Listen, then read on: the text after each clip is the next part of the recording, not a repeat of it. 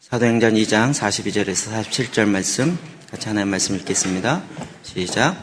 그들이 사도의 가르침을 받아 서로 교제하고 떡을 떼며 오로지 기도하기를 힘쓰니라. 사람마다 두려워하는데 사도들로 말미암아 기사와 표적이 많이 나타나니 믿는 사람이 다 함께 있어 모든 물건을 서로 통용하고 또 재산과 소유를 팔아 각 사람의 필요를 따라 나눠주며 날마다 마음을 같이하여 성전에 모이기를 힘쓰고 집에서 떡을 떼며 기쁨과 순전한 마음으로 음식을 먹고 하나님을 찬미하며 또 온 백성에게 칭송을 받으니 주께서 구원받는 사람을 날마다 더하게 하시니라. 아멘. 처음 시작에 하나님께서 그 목적을 항상 알려주셨습니다. 인간을 창조하시고 인간을 창조한 목적이 무엇인지 알려면 우리는 창세기 1장을 봐야 합니다. 교회가 탄생되었을 때 교회를 탄생시킨 그 목적이 무엇인지를 보려면 첫 탄생했던 첫 그 순간, 오순절 성령의 강림으로 말미암아 일어났던 이 본문이 교회의 목적이 무엇이고 그것에 필요한 것이 무엇인지를 알게 합니다. 우리가 연초에 지금 5번에 걸쳐서 교회의 5가지 비전이 무엇인지 말씀을 통해서 찾기를 원합니다. 사실 이게 저희 교회의 비전인 것처럼 되어 있지만 그냥 교회의 비전입니다. 모든 교회의 비전이 다 이와 같습니다. 지난번에 말씀드리기를 그래서 이 본문에서 하나님을 찬미하며 라는 본문에서 교회에는 예배가 회복되어지고 하나님과의 관계가 회복되어지는 부분을 이야기했습니다. 두 번째로 오늘 말씀 사도의 가르침을 받아서 교육이 회복되어지고 즉 자기 자신의 정체성이 회복되어지는 부분입니다. 서로 떡을 떼고 집에 모이기를 힘쓰고 그러면 서로 교제 나누는 그리고 가족의 공동체의 회복을 이야기하고 있습니다. 모이기를 힘썼다. 교회 공동체인데요. 하나님께서 원하셨던 교회 구약에는 구약과는 또 다른 그런 공동체의 회복을 이야기하셨습니다. 그리고 이제 각 사람의 필요에 따라 나눠주며 세상 가운데 마땅히 교회가 감당해야 될 사명들을 감당하게 됐던 것입니다. 우리는 이 5가지를 4가지 방향으로 계속 살펴보았습니다. 그래서 교육은 위에서부터 아래로 사도의 가르침을 받았다라는 방향을 이야기하고 있습니다. 그리고 서로 교제했다는 것은 서로를 향해서 안쪽으로 그리고 하나님을 찬미했다는 건 이제 위쪽으로 그리고 서로의 필요를 나눴다는 것은 바깥쪽으로 그래서 모든 방향 그러니까 이걸 전방향이라고 이야기하는데 모든 방향으로 교회가 퍼져나가는 것 이것이 오히려 건강한 교회인 것입니다. 자, 오늘은 그 두 번째 교육의 회복 또 자기 자신과의 회복이라는 부분입니다. 인간은 끊임없이 내가 누구인지를 알고자 합니다. 내가 누구일까? 나는 과연 누구일까? 그러면 뭐 상 생각나지 않나요? 누구 조각가가 이렇게 턱을 개고 그렸던 과연 나는 누구일까? 생각하죠. 많은 사람의 철학적 질문이라고 하지만 사실은 그건 본질적 질문입니다. 여기서부터 시작합니다. 그런데 문제는 내가 누구인지를 모른다는 것입니다. 모르는데 알고 있다라고 착각하고 있습니다. 대부분 내가 자기를 어느 정도 알고 있다고 생각하는데 자기의 겉모습을 알고 있을 뿐입니다. 저는 MBTI 별로 좋아하지 않습니다. 왜냐하면 그건 행동 유형입니다. 밖으로 나타나는 행동 유형. 그러니까 밖으로 나타나는 행동 유형이 외형적이든 내성적이든 그건 밖으로 나타나는 행동 유형이지 그 안의 본질은 또 전혀 다를 수 있다는 거예요. 그러니까 MBTI가 자기 자신을 자기 성격 유형을 규정하는 것은 아닙니다. 자꾸 그것을 착각하지 마십시오. 그러면 내 본질이 무엇인가, 내 본질은 누군가, 뭔가 이것을 질문해야 되는데 이건 아직도 답이 안 나오고 있어요. 철학은 그렇게 오래됐어도 계속 질문하고 계속 답을 찾아가고 있는데 아직도 답이 안 나오고 있습니다. 제가 예측하건대 영원토록 답이 안 나올 것입니다. 그러나 성경은 정확하게 이렇게 이야기하고 있습니다.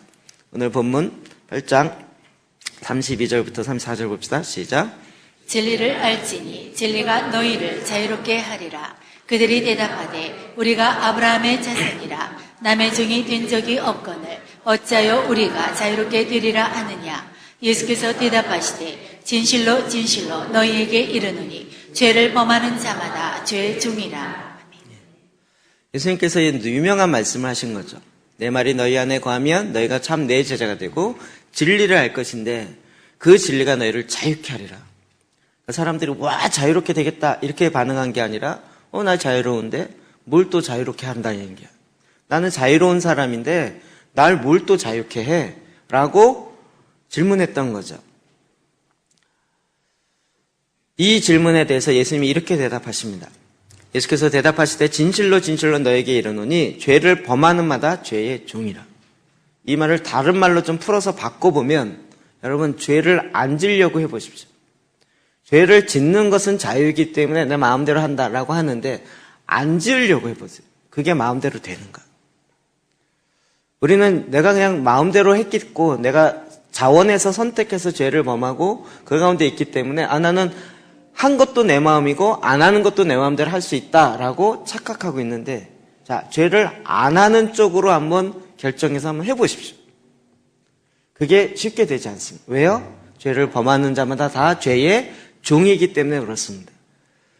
그래서 자기가 죄의 종인 것을 알지 못합니다. 그래서 스스로 자유있다라고 착각합니다. 이걸 많은 사람들이 이야기하기를 사탄이 우리를 교묘하게 죄의 쇠사슬로 묶어놨는데 이걸 팽팽하게 잡아놓은 게 아니라 아주 느슨하게 줄을 길게 해서 놨다는 거죠. 이런 부분에 우리는 자꾸 착각합니다. 또 다음에요. 로마서 9장 20절에서 21절입니다. 볼까요? 시작. 이 사람아 내가 누구이기에 감히 하나님께 반문하느냐? 지음을 받은 물건이 지은 자에게 어찌 나를 이같이 만들었느냐 말하겠느냐? 도기장이가 진흙 한 덩이로 하나는 귀 있을 것을 하나는 전이 있을 그릇을 만들 권한이 없느냐? 성경은 하나님이 우리를 만들었다고 이야기합니다.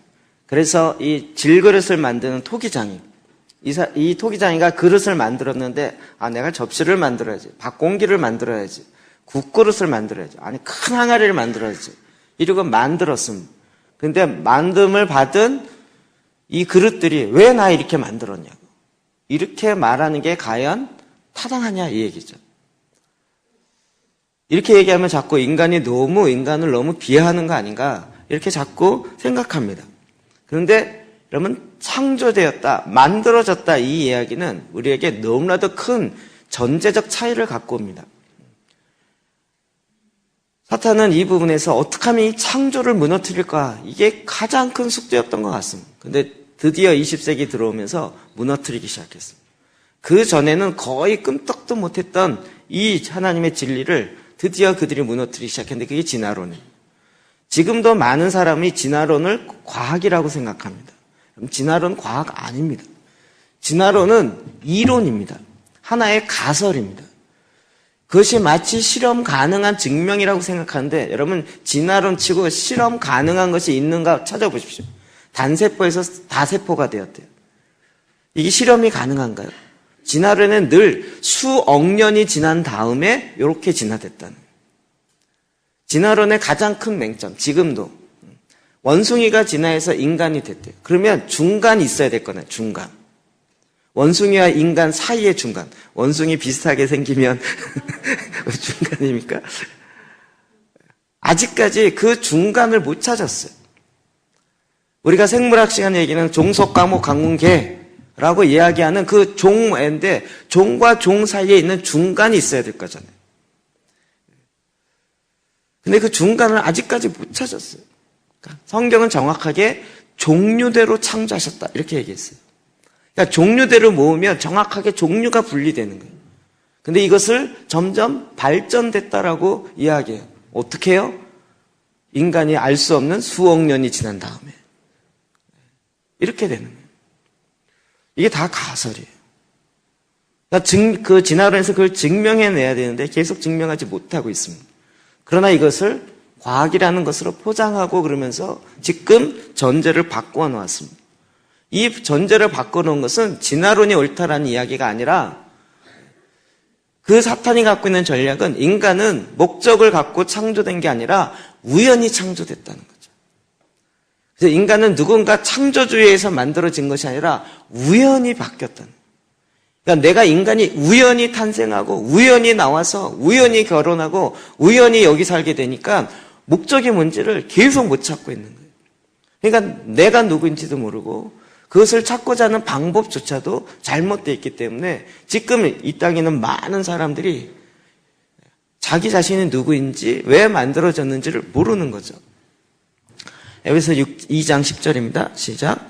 우리는 그가 만드신 바라 그리스도 예수 안에서 선한 일을 위하여 지으심을 받은 자니 이 일은 하나님이 전에 예비하사 우리로 그 가운데서 행하게 하려 하심이니라. 아멘. 창세기가 아닙니다. 에베소서입니다. 정확하게 우리의 모든 근거의 첫 시작은 하나님께서 우리를 만드신 바입니다.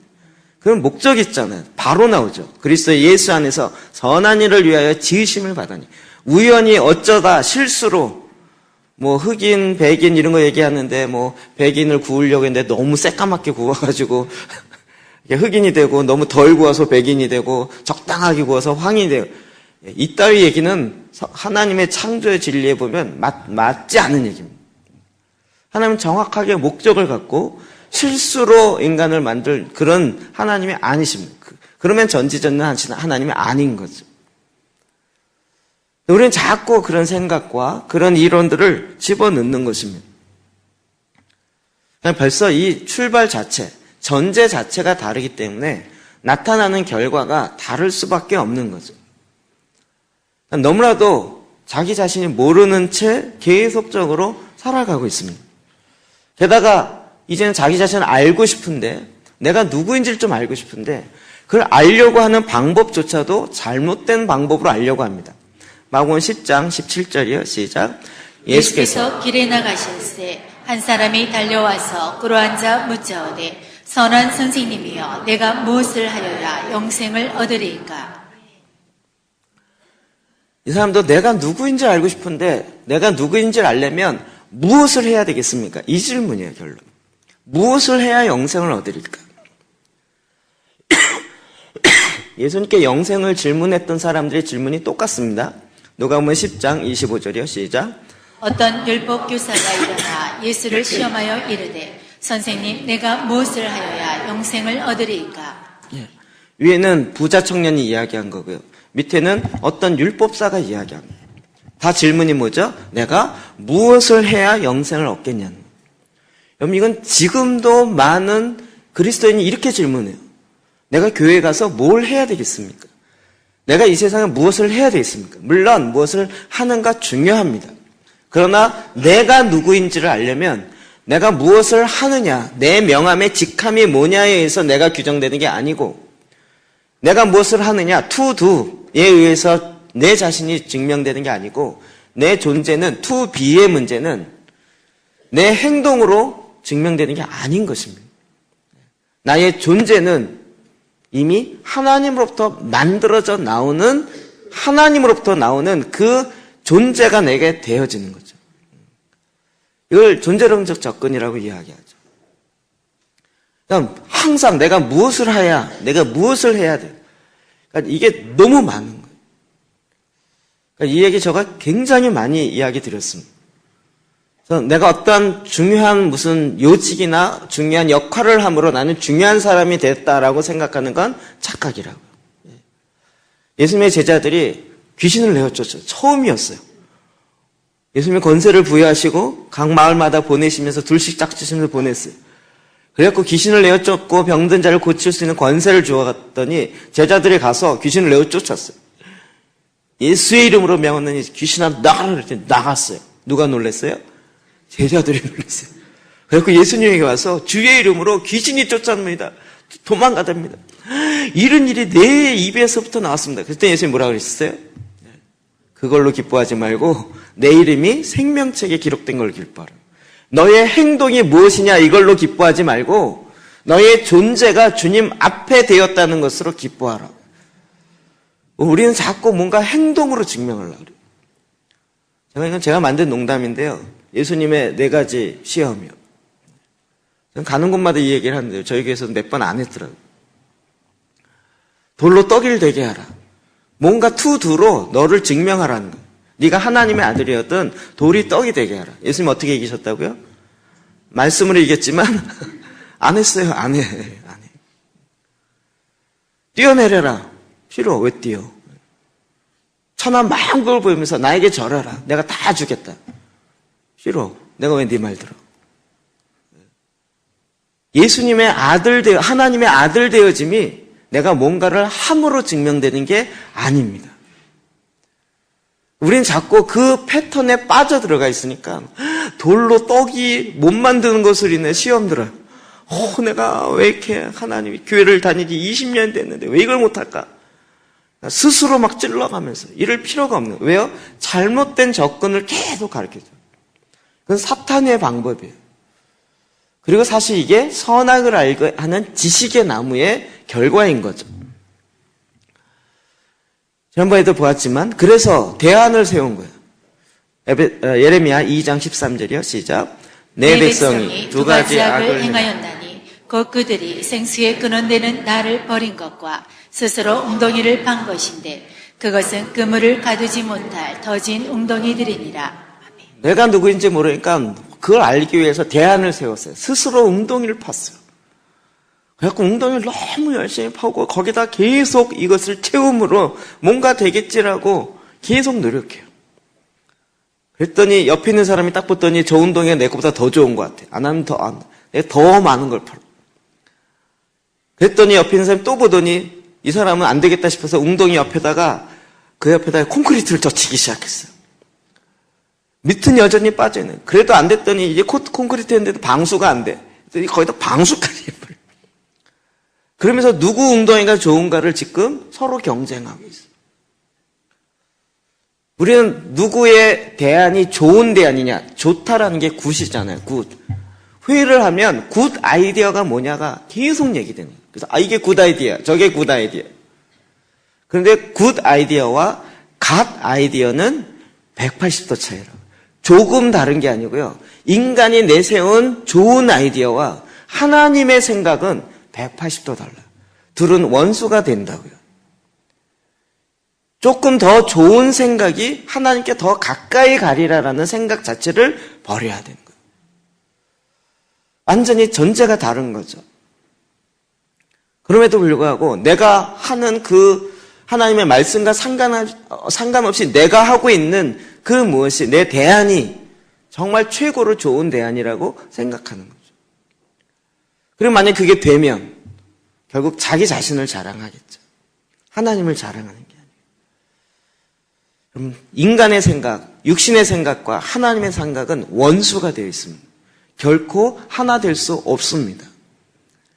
그럼에도 불구하고 나의 좋은 생각으로 내가 갖고 있는 전통과 내가 갖고 있는 내 이성의 판단으로 자꾸 이걸 하려는 것이 인간의 잘못된 방법의 접근인 거죠. 그래서 전도서의 기자는 계속 이렇게 이야기한 거예요. 5장 10절 시작. 은을 사랑하는 자는 은으로 만족하지 못하고 풍요를 사랑하는 자는 소득으로 만족하지 아니하나니 이것도 헛되도다. 은을 만족하는 자, 은을 사랑하는 자, 은을 얼마나 모으면 만족이 될까요? 또 풍요를 여러분 내가 돈이 얼마나 있으면 내가 만족이 될까요? 잠깐은 돈이 생기면 잠깐은 기쁘겠지만 얼마큼 돼야 만족이 될까요? 좀 더 막 1억은 있어야 될 것 같아요. 근데 1억 있으면 더 있어야 될 것 같고 더 있어야 될 것 같고 결국 그게 만족이 되지 않는다. 이 모든 것이 헛것이에요. 취미생활 하시는 분 아시죠? 뭐 하다 보면 더 좋은. 우리나라 되게 등산하는 거 웃기다 그러잖아요. 저 윗동네 위에 가까운 언덕 가는데도 완전히 에베레스트 한번 가려만한 그런 완전히 그런 복장에 그런 등산화에 지팡이까지 들고 그리고 20분 갔다 오는 거죠. 남의 더 옷이 보이면 그걸 더 사고 싶고 더 갖고 싶고 더 비싼 옷이 보면 더 그거 입고 유럽에 다니면 유럽 사람들이 쟤네들 뭐 등산 왔나? 등산을 왜 관광지로 왔지? 이러고 우습게 본다는 거죠. 우리는 막 이게 얼마나 비싼 건데 이러면서 자랑하는 거죠. 그럼 그게 만족이 없어요. 왜요? 시작이 잘못됐기 때문에. 그래서 결론이 뭐죠? 1장 2절 시작. 전도자가 이르되 헛되고 헛되며 헛되고 헛되니 모든 것이 헛되도다. 솔로몬이 정말 그가 인간이 해볼 수 있는 거 다 해본 것 같아요. 그런데 그의 결론은 인생을 마감하다. 거의 끝부분에 헛되다는 거였어요. 그의 나중에 늙음에 되어서 우리가 제사장 기도에 나오는 부분이죠. 집을 지키는 자리 떨어요. 나중에 되면 손발이 떨고요. 힘 있는 자들이 구부러지고 허리가 굽어요. 맷돌질 하던 자가 맷돌질이 적어진다는 게 뭔 얘기인지 아세요?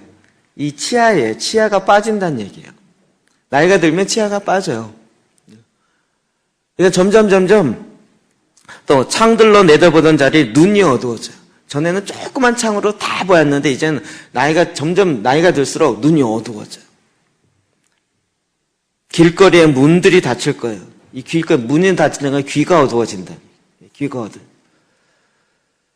그럼 우리가 그렇게 막 목숨을 걸고 했던 것이 솔로몬이 해보니까 헛되고 헛되다는 거예요.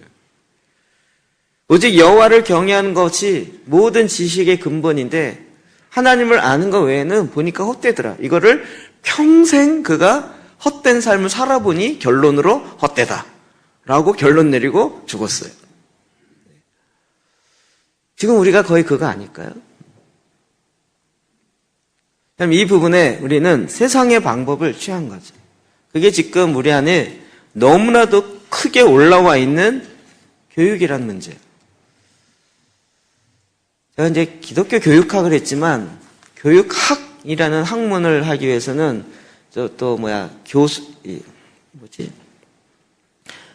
중학교, 고등학교에서 가르칠 수 있는 자격증, 교사 자격증을 위해서는 이 교육학 이수를 20학점 이상 따야 돼요. 그래서 교육학 관련된 걸 공부를 하거든요.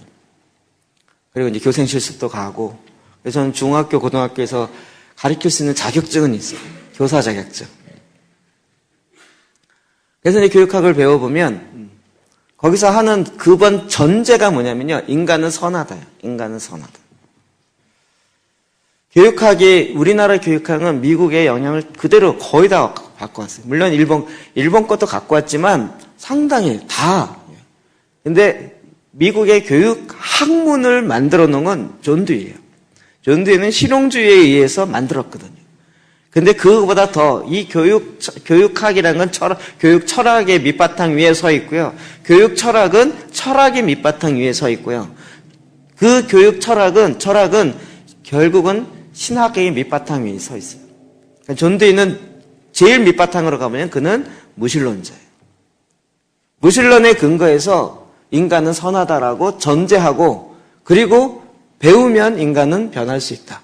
왜? 인간은 모르기 때문에 그런 거지 원래는 선하다라는 거예요. 성경과는 정반대예요. 로마서 3장 23절 시작.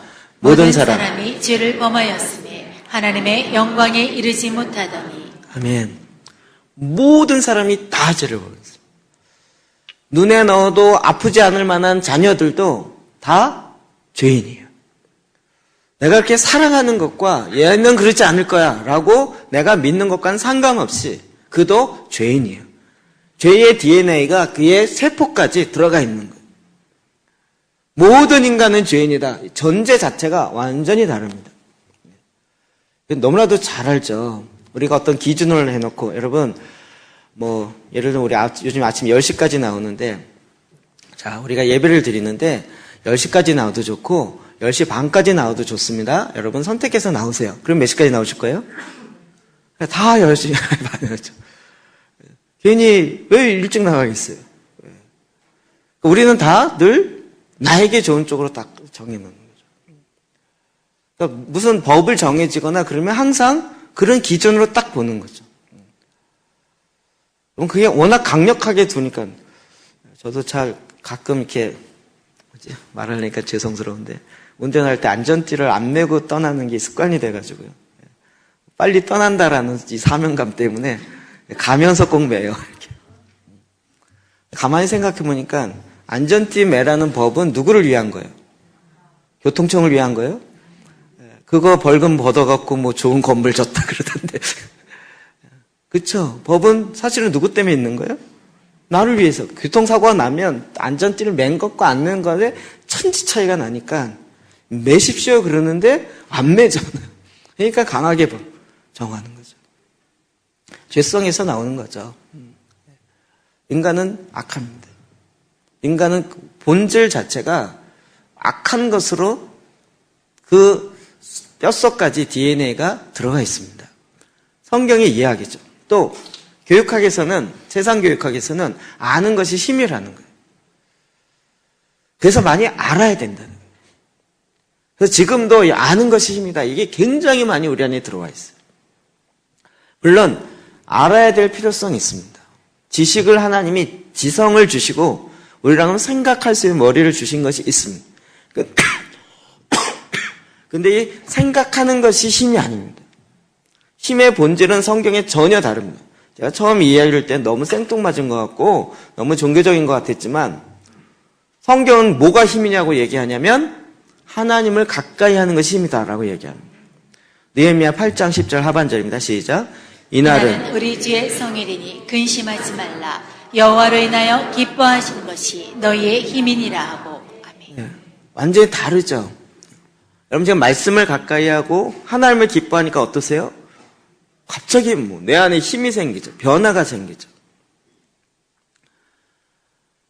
지금도 자꾸 아는 것이 힘이라는 거예요. 그래서 막 교육이 너무 높아가 있어요.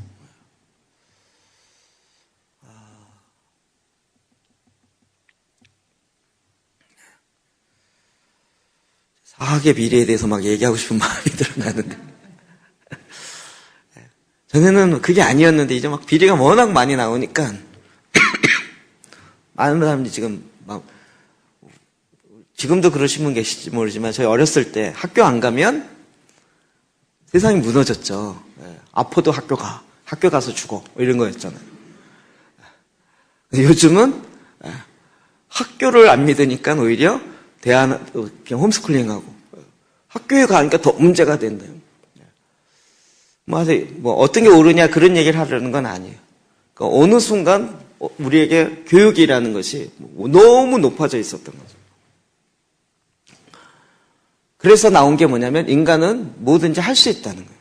알면 할 수 있고 지금 몰라서 그렇지 할 수 있다는 거예요. 물론 인간이 할 수 있는 것이 있습니다.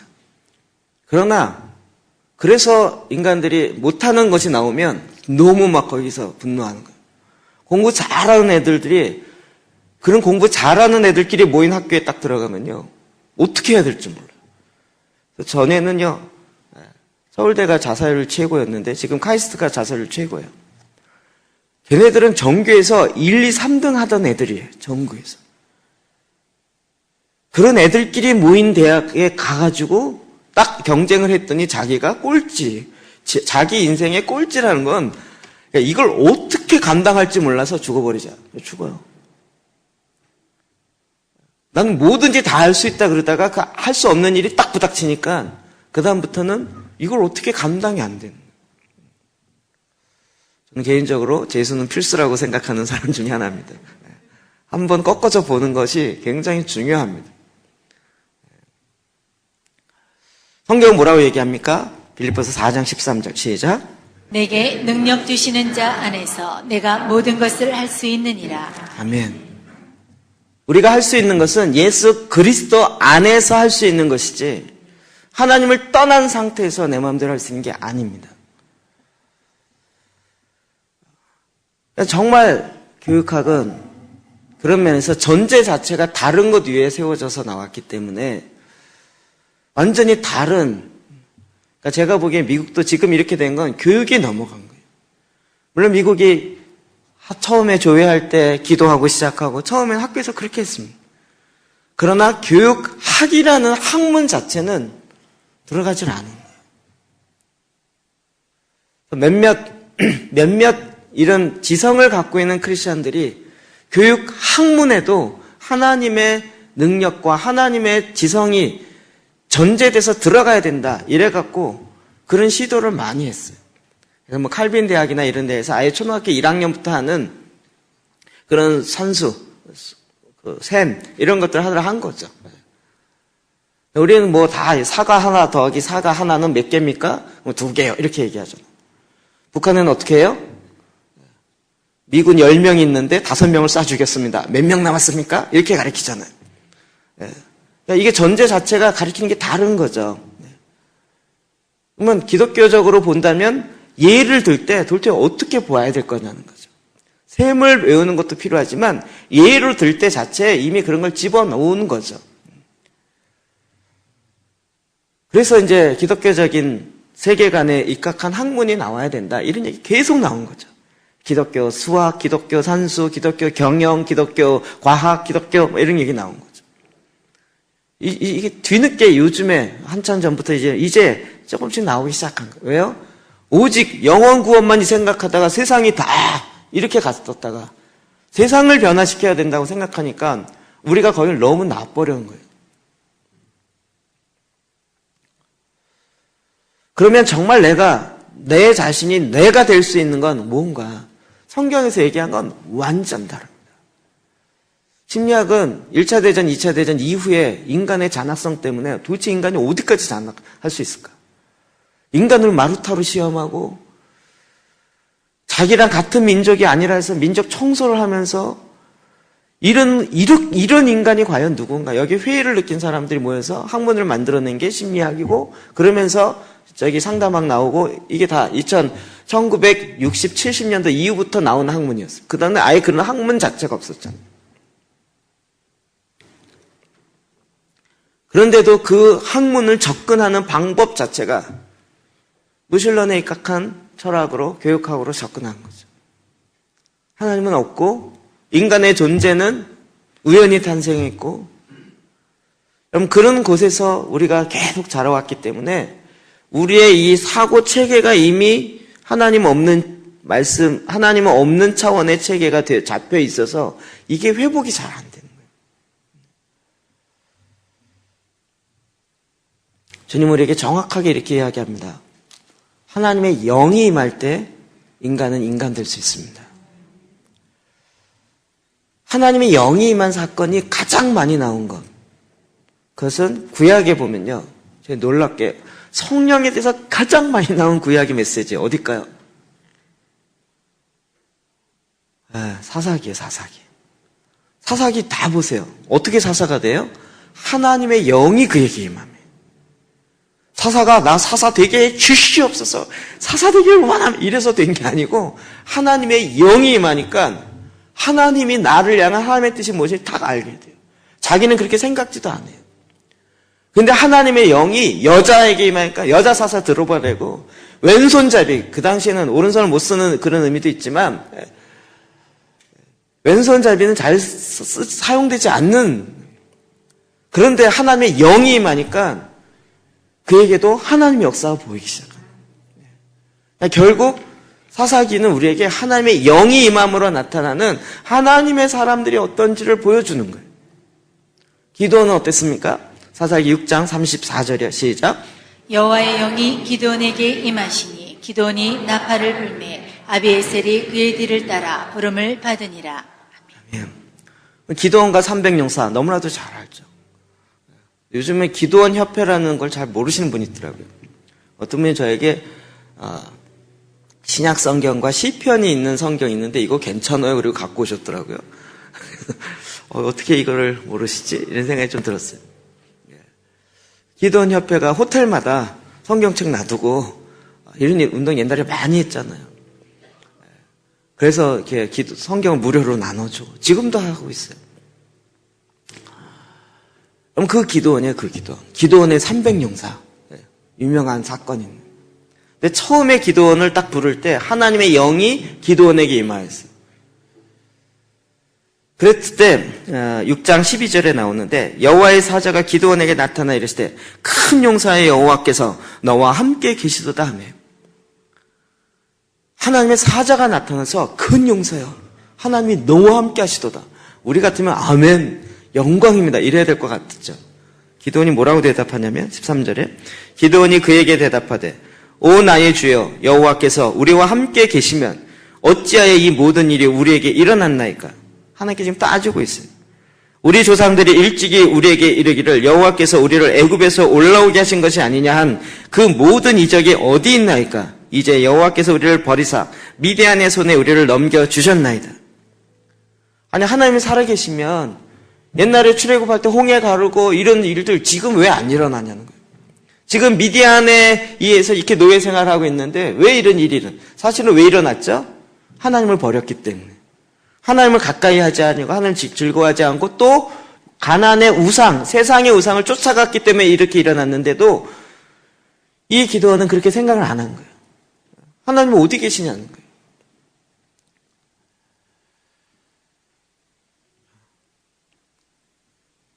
그러나 하나님께서 뒤로 물러가지 않으시죠. 14절 여호와께서 그를 향하여 이르시되 너는 가서 이 너의 힘으로 이스라엘을 미디안의 손에서 구원하라. 내가 너를 보낸 것이 아니냐.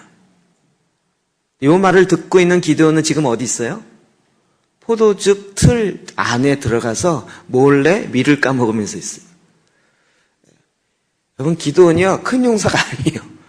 그 먹고 살려고 미디안 그 군인들을 피해서 몰래 그 포도즙 틀, 포도를 담아놓고 막 밟아서 짜는 그 틀 속에 쏙 들어가가지고요 밀을 까먹고 있는데 하나님의 사자가 나타나서 큰 용사요, 내가 너를 미디안에 보내서 내가 너를 이제 이 미디안으로 이스라엘 백성을 구원하려고 내가 너를 보냈다 그랬더니 그런 게 어디 있어요? 이러면서 답하는 거예요.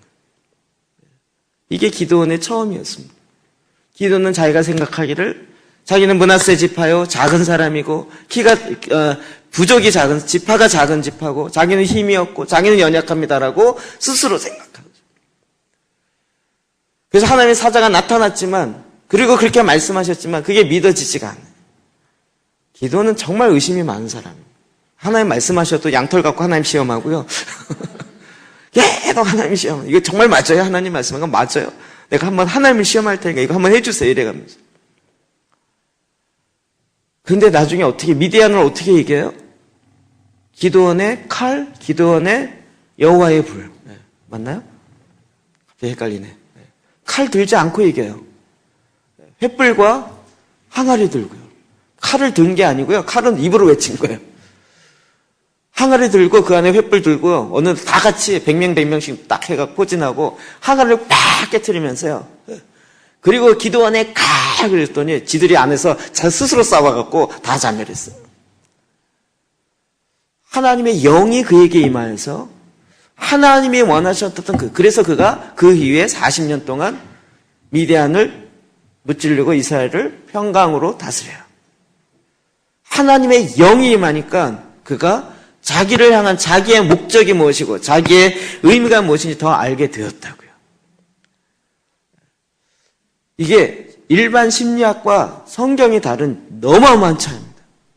내가 누구인지를 상담하는데 결국은 하나님의 말씀이 들어와야 돼요. 하나님의 영이 들어와야 돼요. 왜요? 우리는 그 코에 생기를 불어넣음으로 생명이 되어진 자예요. 이게 우리의 창조의 목적인데 우리가 범죄함으로 하나님의 영이 떠나가셨잖아요. 그래서 영적인 죽음 가운데 들어갔잖아요. 다시 거듭날 때 우리의 육이 거듭나는 것이 아니에요. 영이 거듭난 거잖아요. 그러므로 내가 누구인지를 알려면 하나님의 말씀이 들어와야 되는 거예요. 내가 누구인지를 내가 노력해서 알 수 있지가 않다고요. 왜냐하면 내가 누구인지를 알기 원하면 성경을 계속 봐야 되는 거예요. 그럼 성경에 내가 누구인지를 이야기하는 거죠. 그래서 내 존재가 바뀌어요. 나는 상상지도 못했는데 하나님이 나를 친구를 해요. 하나님이 나를 제사장이에요. 제사장이 뭐예요? 그럼 또 성경 찾아봐야 되는 거죠. 이게 전혀 다른 접근이에요. 여태까지 저도 교육하겠고 기독교 교육으로 주일학교부터 시작해서 이런 거에 학교 교육, 주일학교 교육에 너무 관심이 많았어요.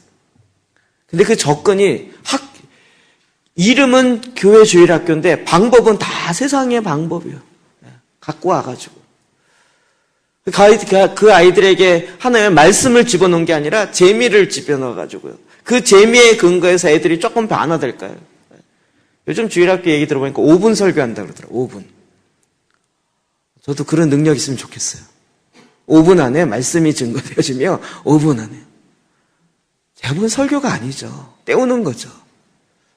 간식 먹는데 10분, 20분 들어가고 애들하고 재밌게 게임하고 이러는 데는 20분, 30분 들어가는데 하나님의 말씀하는 데는 5분 들어가는 거예요. 왜요? 가정에서는 하나도 거의 이루어지지 않아요. 어디에서도 거의 이루어지지 않아요. 단지 주일학교에만 딱 일주일에 1시간, 2시간 갖고 신앙교육을, 자녀의 신앙교육을 다 맡겨버리려고 그래요. 될 법합니까, 그게? 아니, 일주일에 2시간 가지고 신앙교육이 되겠을까요? 2시간도 아니죠. 그냥 1시간이라고 합시다. 될 리가 없죠.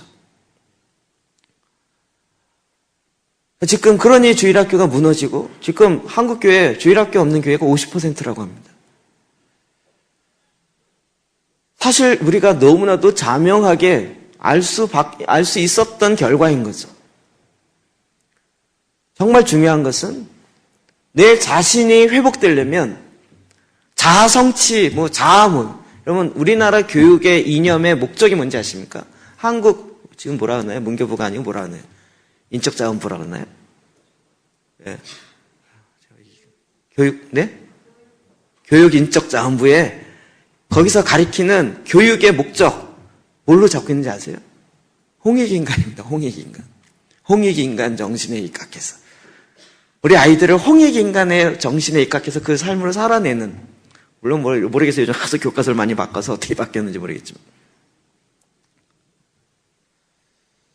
그러나 말씀은 우리에게 정확하게 하나님의 영이 임하는 게 무엇이에요? 요한복음 6장 63절에 내가 너에게 이른 말이 영이요 생명이라고요. 하나님의 말씀이 내 안에 들어오므로 내 정체성이 알게 됩니다. 이게 하나님의 방법이었는데 우리는 이 하나님의 방법은 제껴놓고 교육하기 좋은 학문이라는 것을 통해서 막 해보려고 한 거죠. 그러나 하나님의 말씀에 근거한 교육이 돼야 됩니다. 교육학 자체가 잘못된 게 아니라 바로 가르쳐야 돼요. 교육의 근본은 여호와를 경외하는 것, 여호와를 아는 것, 가까이 하는 것이 모든 지혜의 근본인 것입니다. 그럴 때 변화되는 거예요. 내 자신이 내 존재가 바뀌면 바뀐 것으로부터 두가 나오기 시작합니다. 제가 오늘은 간증을 이렇게 뒤로 갖다 놓았어요.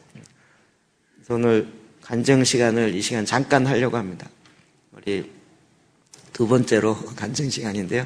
장로님 나오셔서 간증해 주시겠습니다.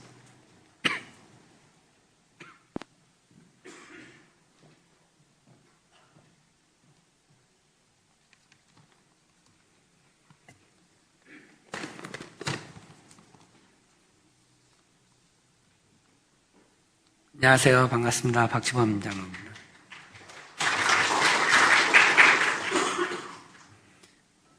지난 한 해 2016년은 저에게 있어서 평생 잊지 못할 큰 아픔과 고난과 시련의 해였으며 또한 제 평생에 있어서 가장 큰 감사와 축복을 주신 아버지께 영광 돌리는 지난 한 해였습니다.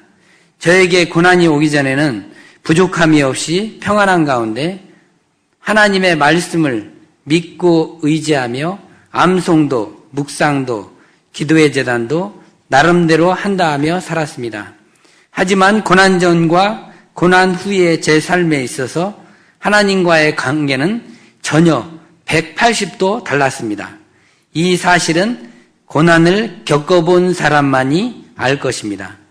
목마른 사슴이 시냇물을 찾아 갈급함 같은 그 갈급함이 하나님을 향한 그 갈급함으로 전적으로 다가왔습니다. 잠시 한때는 하나님께 원망조로 물었습니다. 하나님, 저에게 왜 이러한 시련을 주십니까? 내가 뭐 잘못한 게 있나요? 하며 묻기도 했습니다. 저에게 죽음에 대한 공포와 두려움이 다가와 염려가 왔습니다. 하나님께 물었습니다. 하나님, 왜 이런 일이 저에게? 하며 따지기도 했습니다. 하나님, 저 하나님의 아들입니다. 죽는 것도 사는 것도 아버지의 뜻이라 믿습니다. 아버지의 뜻대로 하십시오 하며 죽음까지도 아버지께 맡겨버리니 저에게 평안이 왔습니다. 또 어느 때는 아버지, 저를 살려만 주신다면 아버지를 위해 몸과 마음을 바치겠습니다. 아버지의 뜻을 이루는 자가 되겠습니다 하며 그리 아니하실지라도 주님의 자녀로 아버지의 영광을 위하여 살아가겠습니다 하였습니다. 염려를 버리고 감사함을 아버지께 구하였더니 저에게 하나님의 평안이 왔습니다. 너희는 여호와를 만날 만한 때에 찾으라. 가까이 계실 때 그를 부르라. 저에게 있어서 하나님의 만날 만한 때가 왔고 하나님께 부르짖을 때가 왔음을 알았습니다. 아버지께 모든 걸 맡기고 아버지께 부르짖었습니다. 고난이 왔지만 고난은 저에게 하나님께 더욱 친밀함으로 가는 시간이었습니다. 환난 중에도 인내를, 환난 중에도 즐거워하는 삶을, 또한 투병 중에도 인내하며 믿음으로 소망하며 살아가고 있습니다. 소망 중에 제사장기도, 주님의 보혈, 회개기도, 말씀으로 기도하기를 꾸준히 했습니다. 최근에는 TS 스쿨을 통하여 많은 것을 배우고 깨달았으며 성막형 기도로 정식으로 기도의 재단을 시작했습니다. 말씀이 육신이 되어 우리 안에 거하시어 아버지의 영광을 보게 하시고 역사하시는 말씀 안에서 꿀송이같이 달콤한 말씀과 함께하는 시간이 많아졌습니다. 내가 그리스도와 함께 십자가에 못 박혔습니다. 제 인생은 주님의 것입니다. 저는 죽었다가 살아난 사람이기에 제 인생은 주님으로 인하여 덤으로 살아가고 있습니다. 이제는 주님을 위해 죽고 주님을 위해 사는 삶을 살아갈 것을 선포합니다. 저의 단점은 다른 사람을 평가하고 정죄하며 판단하는 것을 잘하였습니다. 어느 날 회개기도 하다가 말씀이 들어왔습니다. 형제를 비방하는 자나 형제를 판단하는 자는 곧 율법을 비방하고 율법을 판단하는 것이라. 네가 만일 율법을 판단하면 율법의 준행자가 아니요 재판자로다. 말씀을 묵상하며 제가 율법의 준행자가 아니요 재판자가 되어 살고 있음을 깨달았습니다. 하나님께 회개했습니다. 하나님 용서해 주십시오. 제가 잘못했습니다. 이제는 형제를 이웃을 정죄하지 않고 판단하지 않겠습니다. 이제는 하나님의 법을 준행하는 자가 되겠습니다. 죄인이었던 저를 물로 씻어서 말씀으로 깨끗하게 하시고 거룩한 제사장으로 준비시키시어 스스로 낮추고 기도하여 하나님의 얼굴을 구하는 자로 살게 하신 하나님을 찬양합니다. 또한 돌 감람나무인 저를 참 감람나무에 접붙임되어 그 뿌리의 진액을 받게 하시어 하나님의 자녀로 아빠, 아버지라 부르게 하신 하나님을 찬양합니다. 내가 가는 길을 아버지께서 아시나니 아버지께서 나를 단련하여 내가 순금같이 되어 제사장으로 나오게 하신 하나님을 찬양합니다. 제 아픔을 통해서 온 가족이 변화되었습니다. 저도 제 아내도 딸도 아들도 앞으로도 점점 더 변화될 것입니다. 믿음은 바라는 것들의 실상이요 보이지 않는 것들의 증거니라. 이 말씀을 붙잡고 달려갑니다. 아직도 부족한 점이 많이 있습니다. 이제는 이 땅에서 거룩한 제사장이 되어 아버지가 원하시는 기름 부은 받은 자로 메시아로 살아가겠습니다. 세상 소망 다 사라져가도 주님의 사랑은 끝이 없으니 살아가는 이 모든 순간이 주님의 은혜임을 나는 믿습니다. 주님 사랑합니다. 모든 영광 주님께 올려드립니다. 감사합니다.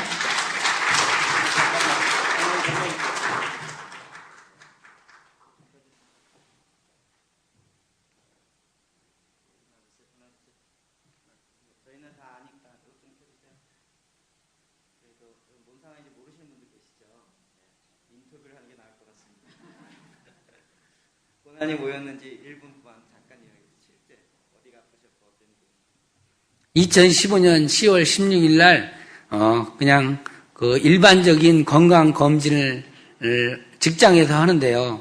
직장에서 하는 건강 검진이 또 특별히 제가 하고 싶은 마음으로 또 왔었어요. 그래서 제가 별도로 그 한도병원에 가서 검사를 했는데요.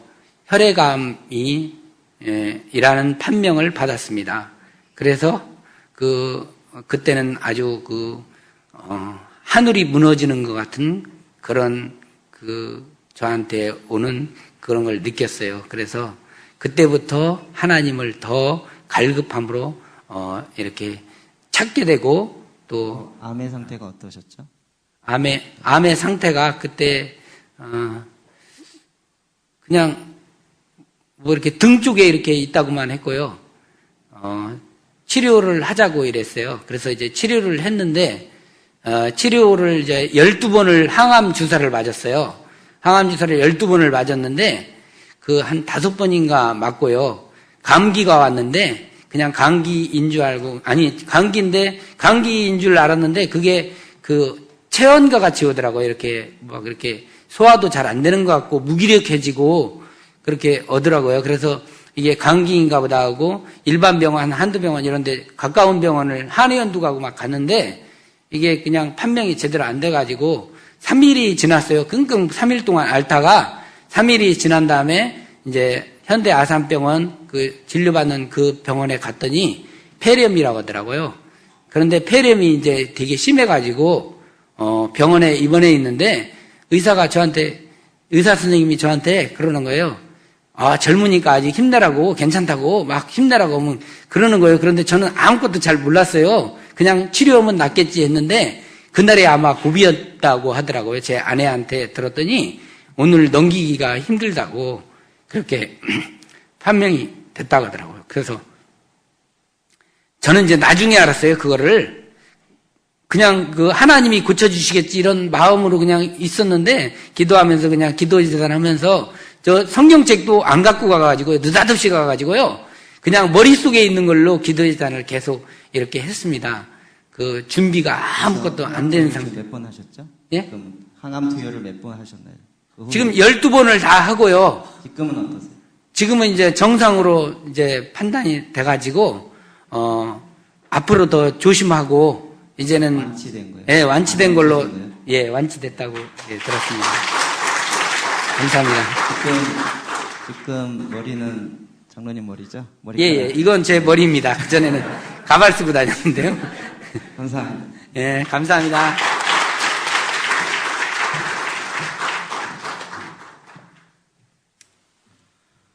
네.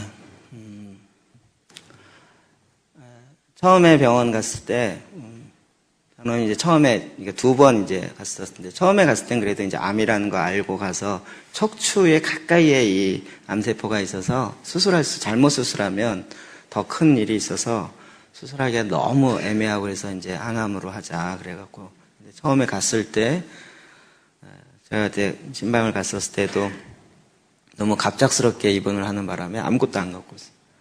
막 이 암이라는 얘기에 눌리니까 누워만 있으면 나 어떡하지 막 이러는데 계속 서 있더라고요. 저는 왜 서 계세요 했더니 누워서 있으면 자꾸 염려가 와서 이 염려를 어떻게 하면 떨칠까 생각하다가 다 그만두고 제사장 기도 계속 서갖고 외우고 있는 말씀을 장로님 한 2시간 정도 외우시나요? 네. 외웠던 말씀을 계속 반복 안 하고 있으면 염려가 오니까. 반복 안 하면 근심이 오니까. 내가 아파도 난 제사장이다. 이러면서 계속. 그래갖고 1차 좋아지셨어요. 그래갖고 이제 좋아지셔갖고 하고 이제 퇴원하셨는데, 아까 얘기했던 감기 저저 하다가 했는데 그걸 모르셨던 거죠.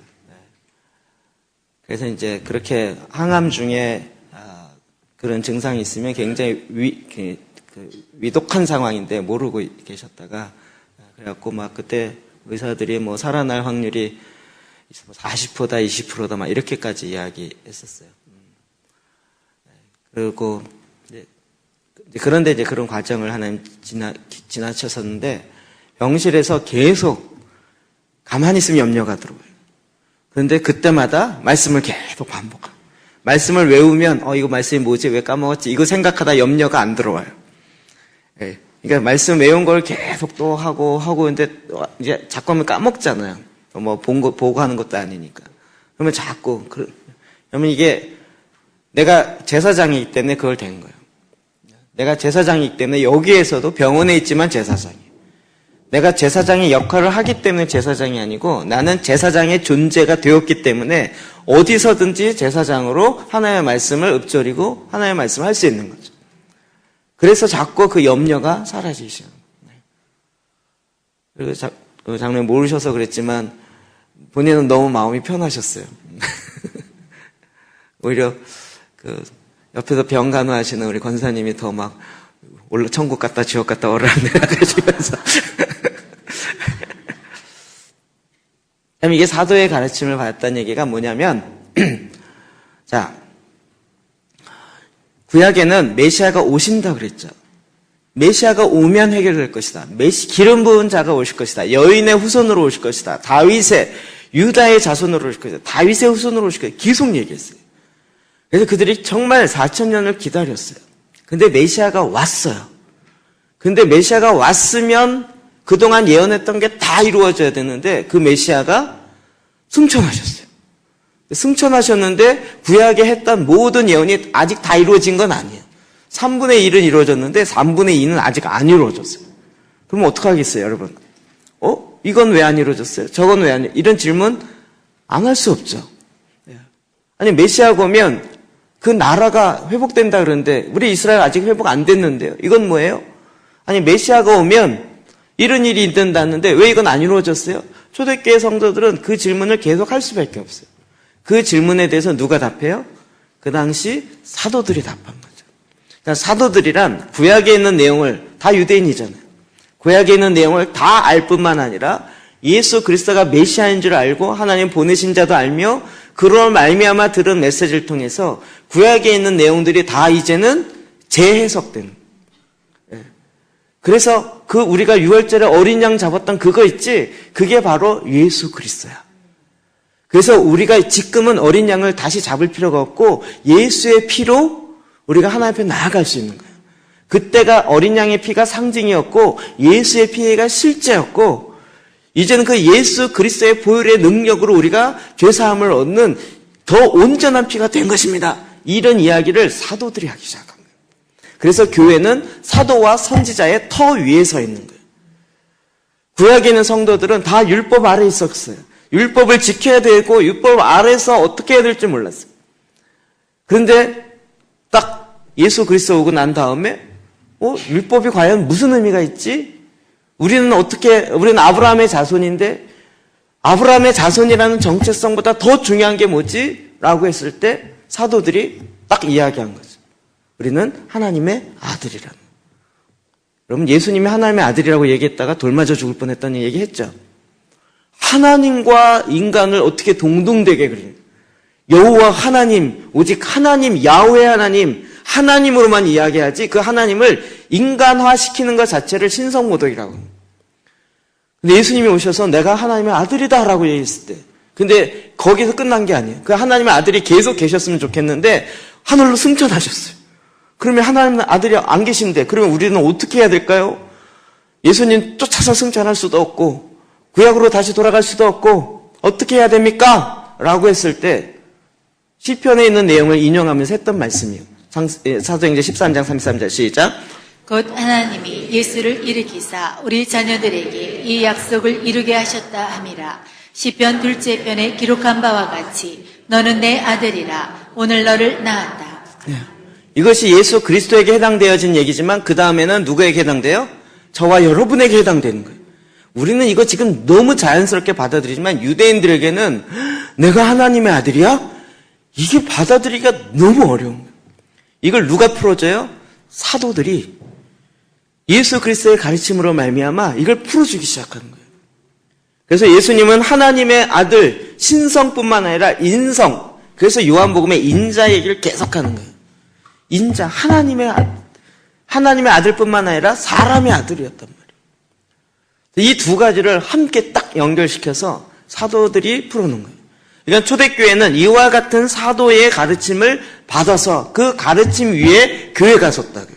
죄송한데 구약의 선지자의 가르침 위에는 교회가 쓸 수가 없어요. 구약의 선지자들이 예언하고 하는데 그 예언이 틀렸다는 얘기가 아니라 그 예언은 앞으로 되어질 일들을 보고 이해하는 것인데 이제 사도들은 그 예언이 어떻게 이루어졌는지를 알고 알 뿐만 아니라 그 예언에 이제는 또 앞으로 어떻게 될 것인지까지도 그는 계시로 그 말씀들이 예수님이 하셨던 말씀이 처음에는 너무 이해가 안 됐는데 나중에 오히려 승천하시고 나서 정말 진리의 성령이 오시니까 이게였구나, 이거였구나. 그리고 구약에 있었던 많은 메시지의 내용들이 지금 율법 학자들이 이렇게 얘기하고 있지만 그것이 예수 그리스도를 통해서 말씀하신 게 이렇게 완성된다는 얘기구나. 그래서 그 이야기를 하셨다고요. 사도의 가르침을 받았다는 얘기가 그냥 좋은 선생의 가르침을 받았다는 이야기가 아닌 사도들이 갖고 있는 독특한 하나님이 부여하신 그 사명. 그래서 에베소에 보면 사도와 선지자의 터 위에 교회가 섰다고 이야기합니다. 그래서 이제 우리는 여러분 구약에 있는 성도는 이런 고백 못했어요. 우리가 하나님의 아들이다. 이 고백 못했어요. 근데 저와 여러분은 이제 하나님 앞에 이렇게 고백하는 거예요. 로마서 8장 15절 볼까요? 시작. 너희는 다시 무소하는 중의 영을 받지 아니하고 양자의 영을 받았으므로 우리가 아빠 아버지라고 부르짖느니라. 아멘. 양자의 영을 종의 영을 받지 아니하고 양자의 영을 받았어요. 자녀의 영을 받았단 말이에요. 하나님의 종입니다. 이것도 대단한 거지만 그러나 우리는 종의 영을 받지 아니하고 자녀가 되는 양자의 영을 받음으로 하나님 아버지, 아빠 아버지라고 부르는 그런 존재가 되었다고요. 이것도 사도들에 의해서 하나님의 계시가 풀어지며 이제 우리는 야훼 하나님 이렇게만 부르지 말고 하나님 아버지라고 불러야 된다. 우리와 하나님과의 관계는 아버지다라고 신약의 말씀으로 풀어지기 시작한 거예요. 그럼 지금도 유대인들은 하나님을 아버지라고 부르질 않아요. 지금도 유대인들은 있을 수 없다는 거예요. 신성모독이라고 생각하는 거예요. 그러나 그들의 눈이 어두워져서 아직 이게 안 보이는 거죠. 이걸 누가 알려줘요? 사도들이. 그 초대교회에 이걸 가르치기 시작한 거예요. 하나님을 본 자는 다 죽는다라고 알고 있는 그 유대인들이 하나님을 아버지라고 부르기가 얼마나 어려웠겠냐고요. 근데 이 계시의 말씀이 풀어지는 거예요. 여러분 이게 신약에 그래서 신약 말씀을 인용하는 거예요. 시편 2편, 시편 2편 7절에 보세요. 정확하게 나와 있어요. 우리가 오늘 예배 전에 이 말씀 읽었었는데요. 시편 2편 7절에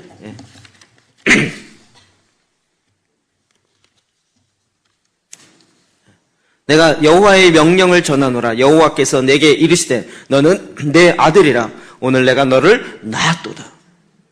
이건 사도들의 이야기가 아니라 구약 시편에 있는 내용이라는 거예요.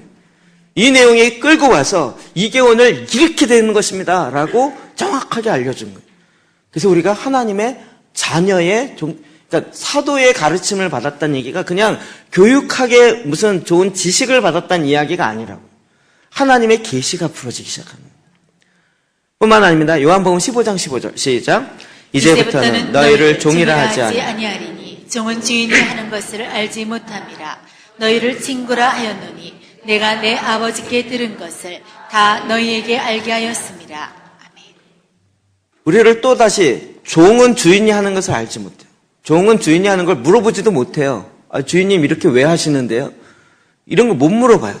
그런데 우리는 친구라 그래요. 그럼 이것도 예수님의 말씀을 이렇게 인용한 건 뭐죠? 이게 우리나라도 이거 잘 못해요. 예수 형님, 이 얘기 잘 어려워요. 예수 오빠, 이거 감히 우리를 친구라고 한단 말이에요. 친구. 그 얘기는 친구이기 때문에 친밀함으로 안다는 거예요. 그리고 내가 예수님께서 아버지께 들은 것을 다 너에게 알게 하였습니다. 사도들은 그걸 알게 했고 그 아는 것을 이제 알려줬다는 거예요. 친구 얘기는 더 사실은 받아들이기 힘들어요. 우리의 존재 자체가 이렇게 바뀌었어요. 그러니까 여러분 하나님께 이렇게 묻고 하나님 아버지에게 이게 다가가는 것이 어려운 게 아니라고. 그러니까 이 말씀이 내 안에 들어옴으로 사도의 가르침으로 말미암아 이 계시의 말씀이 내 안에 들어옴으로 말미암아 구약으로 얘기하면 기도원과 같이 하나님의 영이 그 안에 들어옴으로 말미암아 그가 이제 큰 용사가 되는 거예요. 그의 상황이 어떤지 자기 자신을 어떻게 파악하고 있든지 상관없이 그는 큰 용사예요. 하나님의 영이 임하고 하나님의 말씀이 그 안에 그가 그를 바라보는 대로 원래 그렇게 창조하셨기 때문에 그것이 회복되어지면서 그는 큰 용사예요. 큰 용사는 저에게 너무나도 많은 간증이 있어요. 제가 이럴 때마다 크게 외쳐요. 이거는 그냥 알고 갈 정도가 아니에요. 계속 말씀이 외쳐져야 돼요. 소리가 돼야 되고요. 우리 안에 그 거짓되어진 것이 다 떠나가야 돼요. 큰 용사여 여호와께서 너와 함께 하시도다. 이게 저와 여러분을 향한 하나님의 이야기인 거예요. 우리는 내가 뭘요? 그러면 자녀가 이른다고 생각해 보세요. 자녀가 너 이거 할 수 있어? 나 못해요. 나 못하는데 왜 날 자꾸 시키려고 그러세요? 부모의 마음 그거 아니겠어요? 큰 용사요. 하나님이 너와 함께 하시도다. 너 못하는 건 맞는데 하나님이 너와 함께 하심으로 내가 너와 영원토록 세상 끝날까지 너와 함께 하리라. 그럼 구약에 있는 여호수아에게만 주었던 말씀이 아니라 모세에게 주었던 말씀이 아니라 마태복음 28장 19절 20절에 우리에게 준 말씀이잖아요. 그 말씀이 나를 변화시키는 거예요. 고린도전서 3장 9절이요. 시작. 우리는 하나님의 동역자들이요 너희는 하나님의 밭이요 하나님의 집이니라. 하나님과 함께 일하는 하나님의 동역자로 혹은 하나님의 밭으로 그래서 내 안에서 하나님의 열매가 맺혀져요. 성령의 열매가 내 마음의 밭에 맺혀져요. 하나님의 거하시는 거룩한 집이에요. 이것이 우리가 어떻게 알아요? 우리가 공부해서 알겠습니까? 하나님의 말씀이 내 안에 들어오는 성경을 머리로만 지식으로만 하면 이게 내 심령에 들어오지 않아요. 그러나 내 영으로 마시며 내 마음에 받아들이기 시작한 순간부터 내 존재가 바뀌어요. 그래서 저희가 교육의 회복이라고 했을 때 무슨 가르치는 것을 뭘 잘해보자, 무슨 몬테소리 교육으로 해보고 무슨 교육학으로 해보자 이 얘기가 아니라 하나님의 말씀하셨던 사도의 가르침, 하나님의 말씀하셨던 그의 가르침이 무엇이냐, 그 방법대로 하나님의 방법대로 가야 됩니다. 그래서 저희가 말씀 기도 계속하기 시작한 거고 말씀으로 들어가기 시작한 거고 그리고 찾아보니까 교회는 기도하는 집이고 우리는 하나님의 거하신 거룩한 성전이고 하나님의 말씀이 내 안에 거하여요. 하나님의 영이 내 안에 거하는 하나님의 집이 내가 된 거죠. 그러므로 집이 성령에 거하는 게 당연한 거고 안 거하는 게 이상한 거죠. 성령에 충만한 것이 당연한 거고 충만하지 않은 것이 이상한 거죠. 어쩌다 성령 충만한 것이 아니라 늘 하나님의 성령으로 충만하고 늘 성령의 열매가 맺혀지고 하나님과 함께 일하는 것이 우리의 존재이고 우리의 실제이라고요. 계시록 5장 10절이요. 시작. 그들로 우리 하나님 앞에서 나라와 제사장들을 삼으셨으니 그들이 땅에서 왕노릇하리로다 하더라. 여러분 제사장 기도를 계속 여러분 다 하길 원해요. 다 인도하시고 어디에 가든지 내가 제사장으로 어디에 가든지 우리 교회에 와서만 제사장 기도하는 것이 아니라 어디에 가든지 이렇게 병원에 입원해 있어도 제사장이 취소되는 거 아니잖아요. 교회에 나오지 않는 이 장소에 나오지 않는다 할지라도 어디에서든지 우리가 제사장으로 그 땅 가운데 하나님의 말씀을 선포하고 그 땅에 축복을 선언하고 내 자신에게도 축복을 선포할 수 있고요. 병원에 계실 때 제가 갔더니 의사분이 그런 얘기를 하더라고요. 이거는 건강 싸움이라. 그 폐렴이 왔을 때 몸이 약하면 그걸 견뎌내고 이겨내야 되는데 건강하지 못하면 아무리 젊은이라도 암 때문에 돌아가시는 게 아니라 폐렴 때문에 쉽게 죽는다는 거예요. 건강할 때. 근데 그 건강함이 어디서부터 나와요? 그 안에 하나님의 말씀으로 계속 외쳐지는 게 계속. 그럼 그게 제가 보기에 이제 삶으로 들어간 거예요. 저런 분은 이제 칼이 와도 거부 안 하세요. 그렇죠? 거부 안 하죠. 내가 경험했고 내가 확실하게 만났는데 죽음이 와도 나는 차라리 죽는 게 낫지. 하나님의 말씀은 변함이 없습니다. 이게 되는 거죠. 우리가 지식으로 내가 순교를 할지라도 하나님 번절하지 말아야지. 이게 지식으로 될지 모르지만 현장에 딱 들어가면요. 두려움은 확 엄습해오고요. 그 죽음의 공포 앞에 이길 자가 누가 있냐. 근데 그런 것들을 한 번, 두 번 통과하고 이 죽음의 권세 앞에 내가 죽는다 할지라도 내 생명의 목적은 오히려 잘 죽는 게 목적이니까 내가 주님의 말씀으로 살겠습니다. 이게 되는 거예요. 왜요? 사도의 가르침으로. 여러분 제사장, 1세기의 제사장, 히브리서 계속 논쟁이잖아요. 아니 아론의 반차가 아닌데 왜 너희들이 제사장이야? 심지어 그 제사장이 유대인들도 함부로 제사장이 안 되는데 이방인이 제사장이래. 그것도 베드로가 이렇게 이야기를 했어요. 이건 얼마나 혁명적인 얘기냐고요. 근데 베드로 사도가 그 사도의 가르침이 이제는 여러분이 제사장입니다. 여러분이 무슨 아셀 집하고 무슨 므낫세 집하고 이런 것과 상관없이 이방인까지도 하나님의 왕 같은 제사장으로 우리를 열어놓으셨습니다. 여러분 이게 얼마나 그 당시 유대교의 입장으로 보면 말도 안 되는 이단 같은 얘기겠냐고요. 근데 그게 깨달아지면서 그게 하나의 계시가 풀어지면서 우리가 나라요 제사장이요. 이 어마어마한 이야기를 사도의 가르침을 받기 시작합니다. 그러므로 말미암아 내가 회복된, 자기가 회복된. 여러분 이 말씀으로 가는 이 순간에 이와 같은 역사가 있기를 주의 이름으로 축복합니다. 초대교회의 역사가 있기를 주의 이름으로 축복합니다. 그냥 우리가 좋은 공부, 내 머리의 지적인 만족을 위해서 그런 지적의 만족을 향해 쫓아가지 마시고 정말 내 심령이 변화되어지고 내 정체성이 다시 회복되어지고 찾아지는 그 믿음의 자리에 여러분 그 가르침 가운데 그 하나님의 말씀의 가르침 가운데 들어가시기를 주의 이름으로 축복합니다. 이 시간